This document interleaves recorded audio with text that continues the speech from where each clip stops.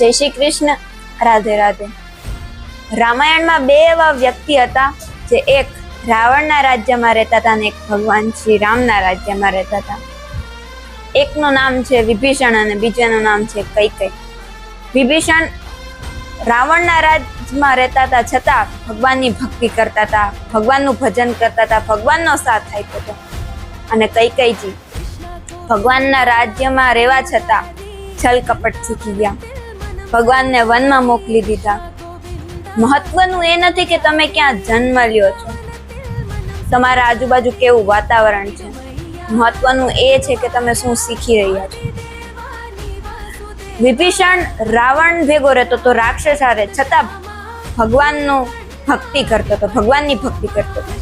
અને કૈકેયી ભગવાન હારે રહેવા છતાં ભગવાનને વનમાં મોકલી દીધા, ભગવાનની ભક્તિ ન કરી। જોવાનું મહત્વની વાત એ છે કે તમારું શિક્ષણ કેવું છે, તમારું સ્વાભિમાન કેવું છે।